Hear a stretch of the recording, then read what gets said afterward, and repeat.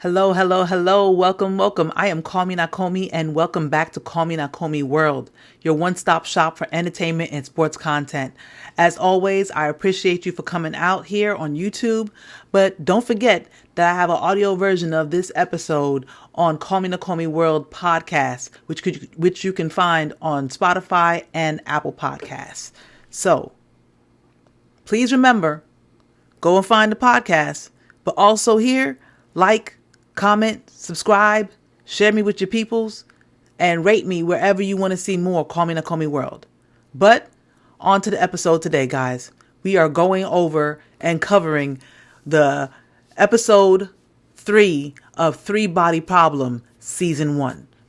I'm telling you guys, it's been a while. I wanted to come back with this episode, but here we go. So, the episode begins with Detective Shi rolling up the CERN Research Center, stopping in front of the statue of Shiva. I noticed that. Another scientist has died, which makes 32.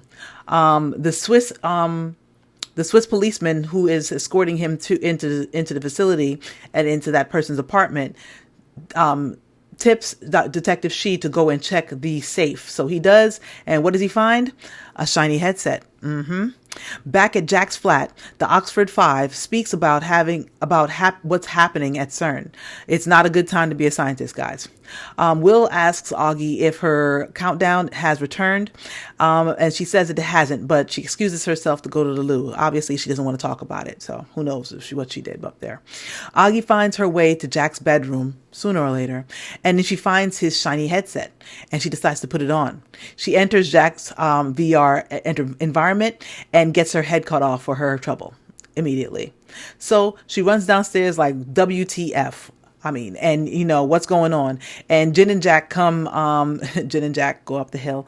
They decide to come clean that they've been playing the game and discuss. And then it leads them into a conversation where they discuss, about what the goal of the game is. And Jack believes that it's to figure out the movement of the sun, and Jen believes that it's to save the girl. Then Saul deduces that it's all connected. The blinking sky, the crazy futuristic headset, it's all connected. One second, guys. Sorry. I feel like I'm doing a State of the Union rebuttal. An unexplainable technology, unexplainable phenomenon, all virtual realities, indistinguishable from actual reality. That basically sums up the entire show. So Augie makes them promise that they won't play it ever again. We swear. I solemnly swear that I am up to no good. So, breaking their promise, Jack and Jen start working on the game like almost immediately as soon as they get home, and they go in at the same time, and it enters them in 2-player mode, which looks really cool. So they both entered into level 2, and they are in the court of the Pope.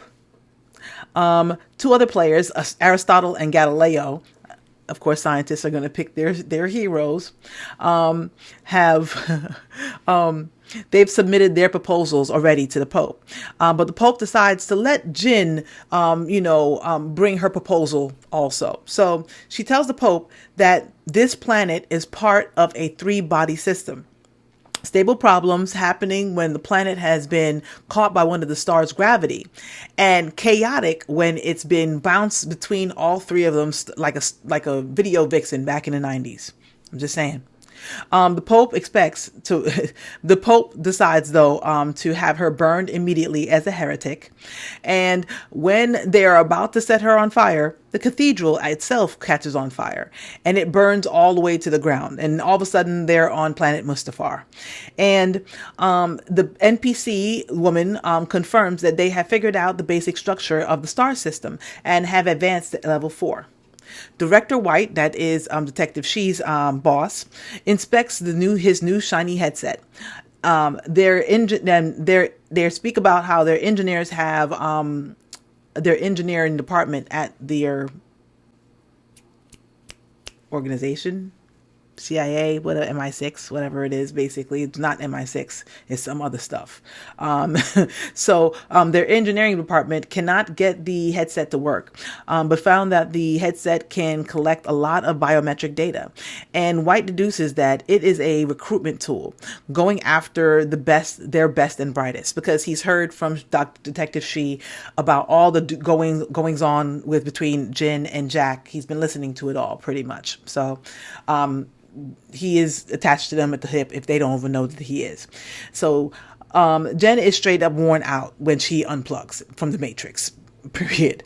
And then she finds Raj in her room watching her, which is it catches her off guard. She wasn't expecting it. And he's concerned about her, since she's been out of work, and also since she's been supposed to go and visit his family. Jack and Saul go to visit Will in the hospital after his surgery, and Jack brings levity, of course. I mean, that was the kind of person that I was when I went to visit my friends in the hospital. I always tried to make them laugh, even though it hurt a lot. I still felt that the laughter was worth it. Is it mean? Maybe it's crazy. Maybe. You never know. Anyway, he brings a levity and pokes fun at Will's expense, of course, until Will asks them to save Jin from Raj, which is kind of from left, but at the same time, sure. For some reason, he doesn't trust them. I tell you, somebody asked me, how I felt about Raj. It made me feel like some things is going to go on in the next book. That's all I have to say.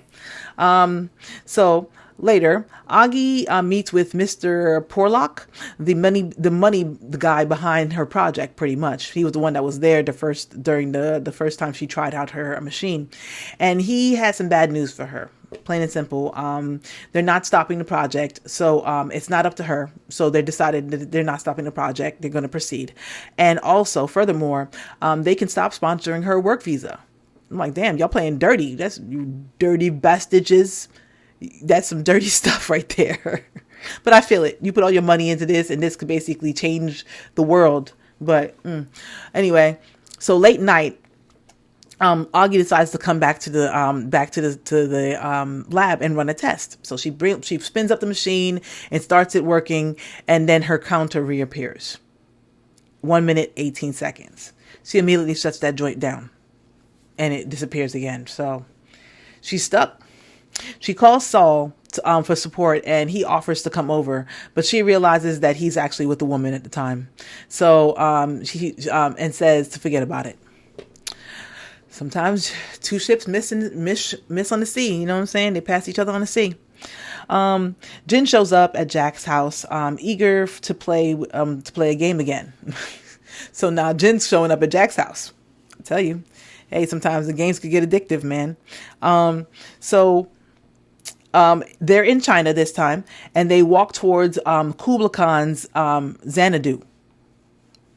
I looked it up. I was like, okay, this is interesting. Okay. So they discuss while they're on their way, walking along this, deserted plain among the ranks of tons of army people, including Follower. She's there too. They're talking about the three body problem and how it's impossible to predict. So at the dome, when they finally get there, there are two other scientists that are there with Khan already and are about to test their solution. So they have invented calculus and are using the whole army as a giant abacus with large, two-sided flags, which one side is white and one side is black, and basically representing ones and zeros. I mean, smart. Basically, working on the level that you're in, I guess, Anyway, but the soldiers begin and begin their sequence, and once it's finished, the scientists predict a chaotic era will begin in 3 days and last for 8 months, followed by a 10,000 year stable era. So they predict it's going to be in 3 days. There's going to be a chaotic era that will last for 8 months, and then for 10,000 years, it's going to be stable. So, okay. So they advance time to 8 months and 3 days and declare victory. Khan orders Jin and Jack immediately boiled alive. So Jin decides that when she's in the kettle and it's about to get hot, she decides to further time herself. And then all three stars appear again and they line up and all members of the army begin raising into the air. It's like a huge gravitational, pull just basically was directed towards this area and just started sucking all the people off the sky, off the anybody who wasn't nailed down was basically sucked off. You ever watch the show Ghosts on Paramount Plus? Very funny. Go ahead and try it out. You're welcome. Anyway, so they are basically being just pulled into the sky. And Jin and Jack just are smart enough to get into a closet and they lock themselves in, and that's the only way that they actually survive. That's when Jin realizes that basically the goal of the game is not to figure anything out about the sons. It's to help the people survive. That's basically what it comes down to. But nothing can survive there. The NPC woman shows up again and announces that the civilization was destroyed, but they have determined the true purpose of the game and have entered level 4. The man watching from the control room, Felix, prints out some information and takes it to Mike Evans. He tells Mike that he has 2 new candidates for something called Region 6. I'm not sure what that is. Evans tells Felix to have them vetted for the summit in London. When alone, Mike sits back down at his desk and apologizes to someone he refers to as my lord. He picks up a copy of the fairy tale and turns it to the tale of Hansel and Gretel. A female voice comes over the speaker, questioning the character's actions. Evans is using the stories to explain human nature to his lord. The voice says that fear is a way to survive, but humanity has learned not to fear. So they decide together that humanity must be taught fear again. Y'all don't know nothing about us. Don't get me wrong. Yeah, many will perish. Many will despair. But it does take a couple crazy ones. That's all it takes. The next day, Jin finds an invitation to level 4 outside her door. That night, she and Jack head to the location with Detective She, of course, close and tail. When inside, they find a creepy woman from the cemetery. She's sitting there on a couch and invites them to sit.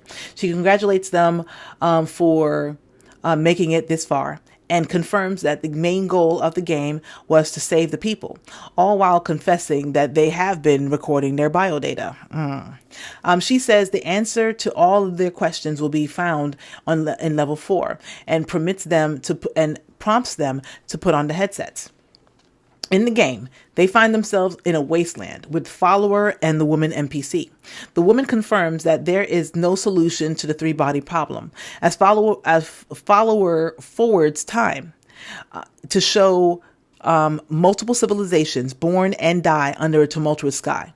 The woman says eventually there will be a cataclysm that they will not be able to survive. The planet will either be ripped in half, devoured by one of the suns, or expelled out into space forever. That's basically a 3-body problem. Go ahead and Google 3-body problem, and you'll see a diagram of how, because there's 3 gravities, 3 huge, massive points of gravity, anything inside of it, alone to itself, you would just imagine that they sooner or later will just crash into each other. And that's probably some things that might happen, but it's just like they're all over the place and nothing is stable. And then sooner or later, and sometimes some moments, one spirals off, and another moment, it basically just, so I could imagine anything that's anywhere near those 3, it's just chaos. Plain and simple. That is why they are leaving their home. And Yi's invitation gave them their new destination. They had built 1,000 ships, a whole fleet of 1,000 ships, and their final hope.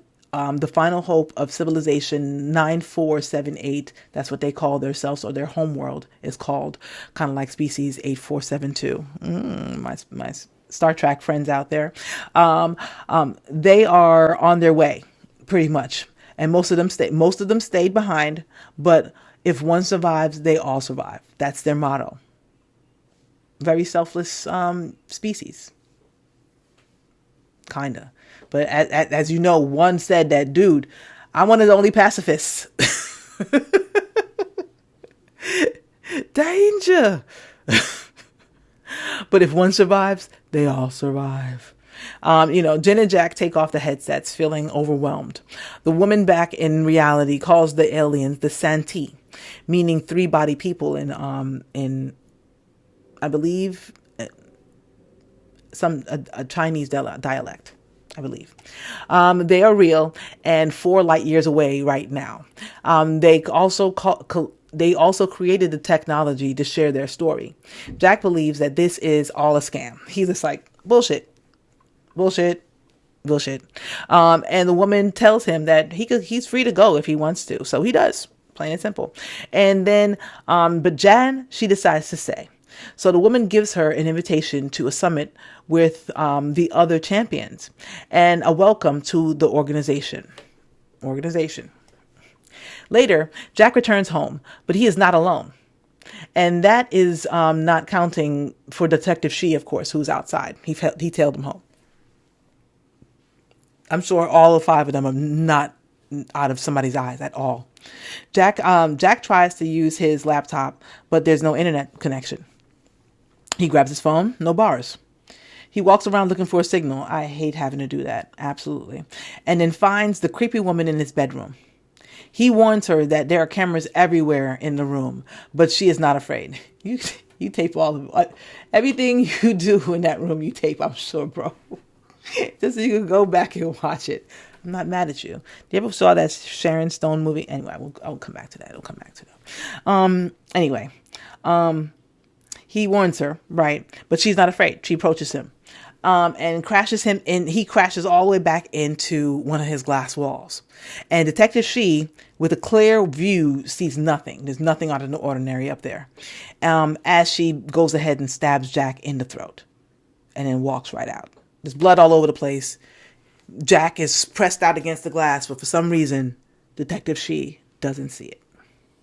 It looks normal. Smash to black. Boom. So that episode was cool. Absolutely. I love the fact that they finally started talking about it in front of everybody. I hate the fact that Augie decided to be the bummer. You guys shouldn't do that. Whatever. Oh, God. Who invited you to the party? Anyway, so some interesting things as I went through the episode. I thought as soon as I saw the Shiva statue, I assumed that it was CERN that they were hooking up to until they mentioned it. But when they said it was CERN, I was just like, huh. And that's a Shiva statue.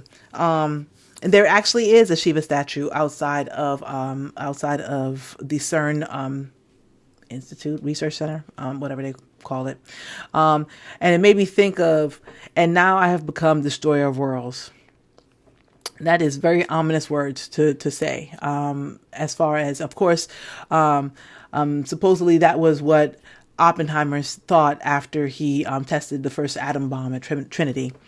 So those are very ominous words. And that Lord Shiva statue at CERN was a gift from India, celebrating CERN's long association with India. Shiva is said to be the great destroyer who will annihilate the universe in the end of time, only for it to be reborn as part of the endless cycle of death and rebirth.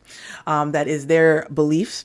And I believe that life is like that too. So, hey, I feel like a lot of ancient knowledge should be taken for its word.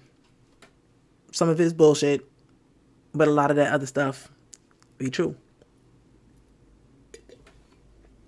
But anyway, so, but will they? Oh, sorry. I thought that was very interesting. Obviously, the aliens believe they are coming to save humanity, but will they? So it made me think about Shiva, or will they destroy humanity, like Shiva? And the aliens are definitely playing some psychological games with with the players. Obviously, he's obviously doing that because to save the girl or save the planet is basically kind of something that they want them to, the smart minds. So obviously they're thinking of ways and trying to figure out ways. So they're kind of getting a second opinion through these scientists, but at the same time they're making them form this kind of emotional attachment to follower. You know what I mean? So they are purposely killing the girl over and over and over again to create this sympathy, for their plight, and saying, "Save one, you save us all. So just save one of us." Just save one of us. That is only if what they are should survive. I mean, will they make it? 4 light years. That's 400 years. So that's something that's down the road. And God forbid we create or think of light speed. They'll be here even faster. Anyway, but maybe they are like a cancer, you know what I mean? That you need to kill every cell for the host to survive. You know what I mean? This is like, I just think of the destroyer. It's just like, what is coming? They built so many, and 1,000 ships. Who knows how many thousands of thousands are on those ships? Or maybe if there was a prime directive, we wouldn't intervene to ensure their survival. My brain is just going Star Trek for a while, you know what I mean, while I'm listening to this whole entire thing, you know what I mean? Because it being God's will, we should have basically just let those people just be. But we haven't decided to, create the Federation yet. So anyway, sorry, geeking out a little bit. What if they don't know how to treat our world? This thoughts that this has been coming through my mind while I'm watching the show. What if they don't know how to treat our world? Or maybe they might actually treat our world better than we did because they realize how precious this world actually is. We don't know how good we have it for real. That's a question that we need to actually think to ourselves. I'm not sure about the. I'm sure. I haven't really learn too much about the authors of these books, but at the same time, I'm sure that that book that Yi was reading was probably a big influence on him too, because there are underlying tones of, but what are we? Yeah, they're coming to take the world from us, and we don't want that. But at the same time, we haven't respected this world. That's obvious. There you go. So, anyway. Maybe I watched too much Star Trek, but I'm just thinking about human history, but usually when you have resources another wants, they figure out a way to come and take it, which is what it is. And sometimes to look at also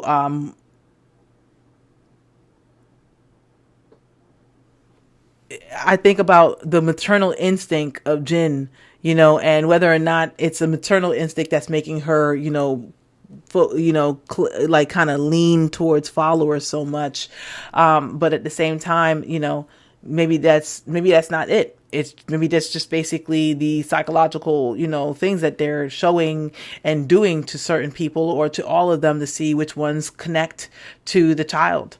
That keeps her, and I think that's the ones that actually really they want to keep, the one that basically are thinking about the child or thinking about the people.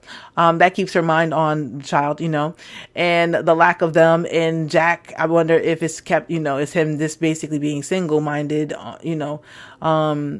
on solving the three body problem. But he realizes immediately that it can't be solved. So I'm deuces, you know what I mean? So, but hey, and Will's suspicion about Raj. I'm like, what is that about? I keep hearing about things like that. I haven't covered other episodes, but I'm looking forward to see if Raj actually turns out to be the ops. I wonder. When people warned you about it, you gotta listen. What are your thoughts about? Tell me, guys. You tell me. What are your thoughts about the three body problem up until now? Please leave your comments and dialogue, and the dialogue will continue. Please leave your comments down below. I would love to talk to you about it, what I think, how I think that the episode's going.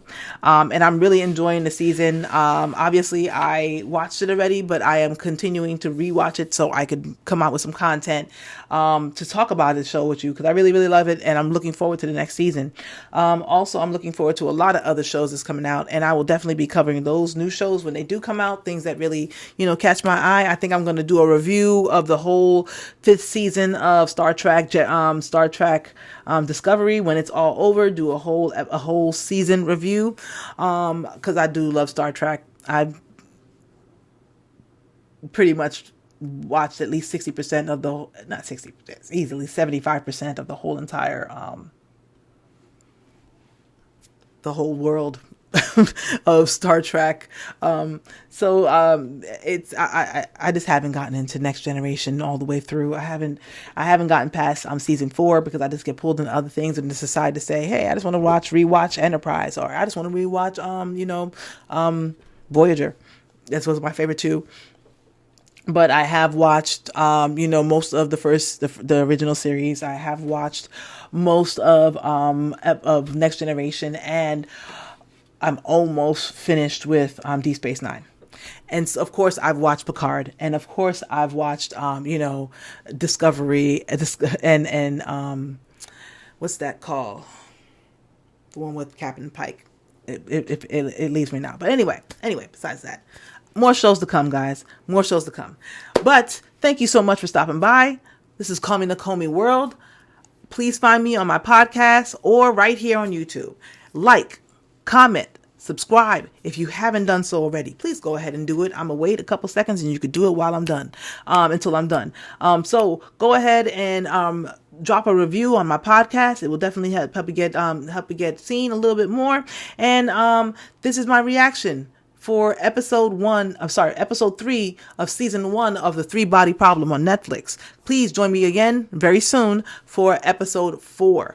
I'm going to go ahead and finish all 4 episodes. I'm going to do them as quick as possible, because I feel like some other things are coming out soon that I want to be prepared and ready to cover. Besides also NBA coverage that I'm going to be doing, and I'm going to be doing some football coverage as more things happen. Maybe some golf coverage, because I am really, really getting into golf. I'm absolutely becoming a golf junkie. I'm about to buy me some clubs and get out and hit me some. Anyway. But thank you so much for coming through. I really appreciate you for coming. Follow me on Instagram at Call Me Nakomi. Follow me on X or Twitter. Go ahead and stop playing around, Elon, and just rename it Twitter. I'm Call Me Nakomi #1 on X. And you can send me an email at callmenakomi@gmail.com. So until next time, people, I appreciate you for coming through. Take care of yourselves. Take care of one another. And may you always find water and shade. Peace.